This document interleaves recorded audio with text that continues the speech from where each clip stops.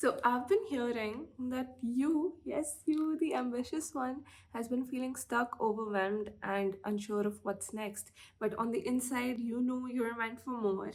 And to be very honest, I've been in the same position as you are more times than I care to admit. And these are the 8 steps that I took to help me get out of this rut and actually take steps towards my dream life. Let's get into it. Hi, I'm Nishtha and welcome back to my channel.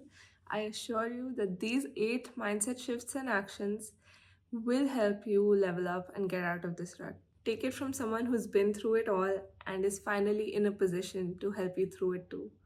Chapter 1, the mindset shifts.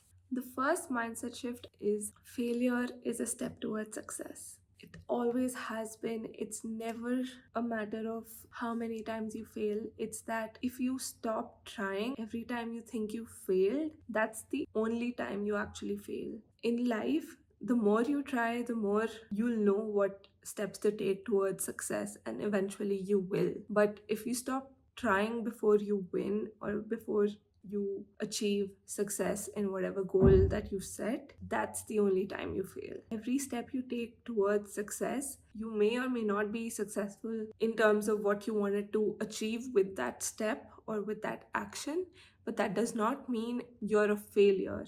It just means you're a step closer to knowing what works to achieve that set goal. The second mindset shift is progress over perfection. Now, there was a study once conducted with 2 different groups of students and a pottery teacher.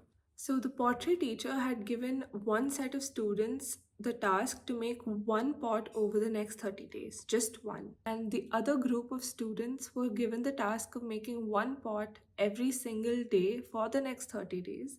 And the results were compared at the end of the 30 days. All of the best pots had come from the group of students who had made one pot every single day versus none of the pots made by the students from the first group who were told to make one pot over 30 days were actually good enough. So, what does this story actually tell us? It's that every single step you take will help you get closer to what's the best for you, what's the best next step, what you need to improve in your next step, and eventually you'll get to your best product or whatever you're chasing in the best manner.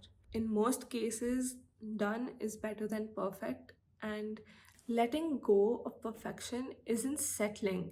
It's just understanding that imperfect action will lead to building that momentum you require to become the best more than perfect plans ever will. You don't become the best by overthinking your way into it. You become the best by doing, failing, learning, and repeating that. Mindset shift number 3, your dream life isn't 10% better than what it is today, it's 10x more different than what it is today. Most people aren't stuck because they lack talent or potential. They're stuck because they never allow themselves to imagine bigger. They aim for what's possible based on what happened in the past, not what's possible in the future. I want you to get rid of your old beliefs that say, let me set realistic goals so I don't get disappointed. I'll just improve a little at a time. Let me do what's expected, safe, and what feels achievable. Instead, I want you to think, what if I'm thinking so small? What would I build, start, or go for if I had the full permission to be bold and if I knew I could not fail? My life is not meant to be slightly improved. My life is meant to be radically aligned to me. You don't get your dream life by asking small questions and holding yourself back. You get your dream life by asking bigger questions, by setting bolder goals, and showing up like they're already yours. I want you to focus on one task per day that actually moves the needle towards you learning how to get better and doing something to get to a bigger goal. Mindset shift number 4. I want you to go from a I have to mindset to I get to. Basically, your old mindset would be I have to wake up early, I have to go to work, I have to work on my goals, I have to show up even if I'm tired. That mindset is rooted in being a burden to yourself and a prisoner of your own responsibilities. Everything feels like there's a pressure and there's a task to survive for, and it's not something you need to be grateful for. That's what it feels like. Your new mindset shift, on the other hand, would be I get to wake up early and give my goals another shot. I get to work on my goals because I have goals. I get to try again because I am still in the game. I get to work because I am trusted. Why does this mindset shift matter so much?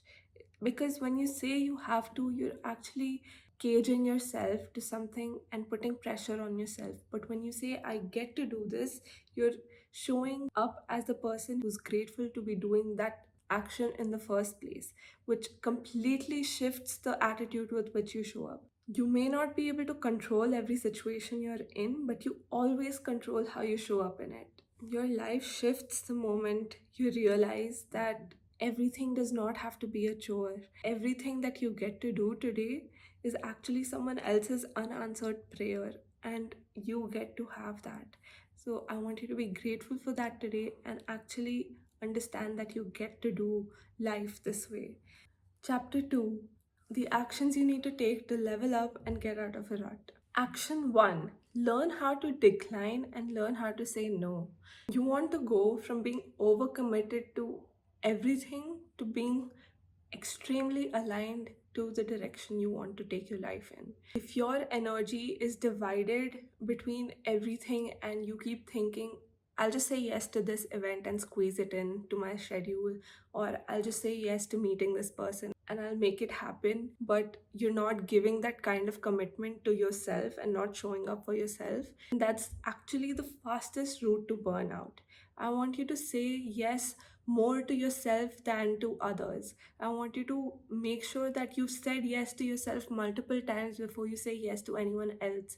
You need to take care of yourself because literally no one else is coming to save you or show up for you and make your life happen for you. It's just you that has to show up for yourself constantly. So I want you to take that as a serious responsibility and talk to yourself very honestly. Is this really something that's helping me achieve my goals? Is this really helping me stay happier? If so, go ahead.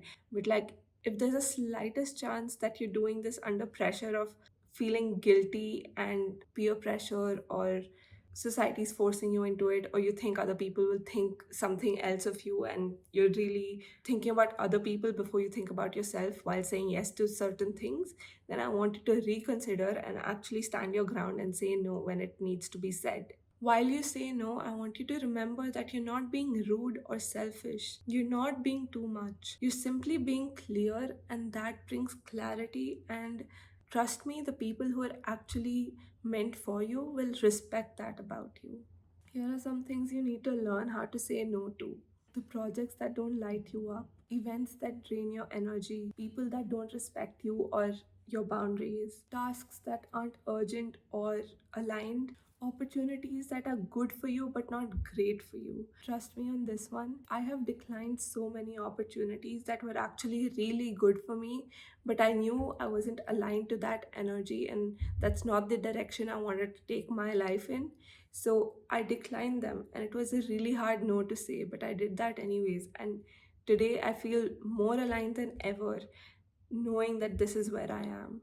Saying no will help you understand your own priorities in life and understand that which people are the ones that you want to prioritize in your life and schedule time for. But like, you don't have to do that for everyone. You don't have to respect people that don't respect you. You don't have to make time for people that don't make time for you. You don't have to feel the pressure from people who don't know shit about you. Please understand that the more your energy is scattered, the less you're actually going to be able to achieve in terms of what you actually want to. This leads us on to action number 2, which is to get off any and every trend that you don't like or you feel misaligned with. For example, if you're at the gym and a certain workout is trending these days and it really isn't working for you, you don't have to force yourself for it to work for you. You can get off of it and understand what actually works for your body. and there's no compulsion to fit in. Actually, one of the biggest things that you need to realize, people like us, the ones that stand out of a crowd, the ambitious ones, we were never meant to fit in.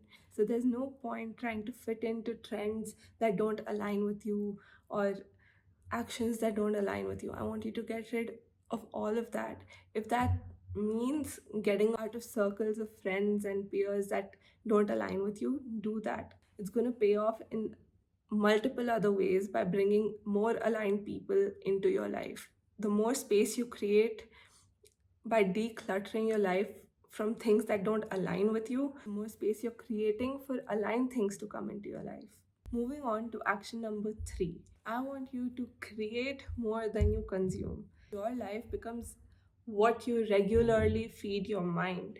If it's not your own voice, are you only filling it up with echoes of other people's voices? Like scrolling on Instagram or any other social media feed or YouTube, or just watching people's content or consuming other people's energy, spending time with people you don't align with, is literally only draining your energy before you can even create or take a step towards creating your dream life. I want you to understand that your ideas matter and your voice deserves to be heard. Do something that helps you create your own life, or do something that helps you create a better life for yourself. Making the shift in how you spend your energy is literally going to put your energy first and put you back in control of your own life. Understanding that consuming actually just creates comparison and confusion, but creating something for yourself and by yourself creates self trust and that momentum you require to keep moving forward and building your life up. So, some examples of what you can do to create instead of consume, or pay more attention to your energy before consuming anyone else's energy, would be to journal, to send yourself a video, write about how you're feeling, or just talk about it and send it to yourself, or understand how you can improve your habits, your mindset. All of these are things that you can do for yourself without giving your energy to anyone else or letting them into your own energy.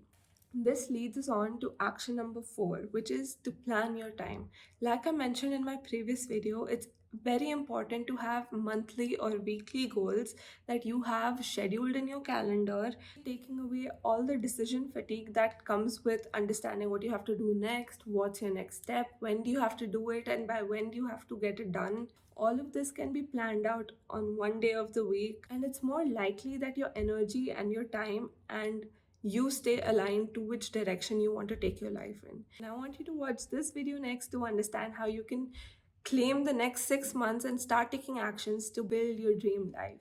And I'll see you over here next.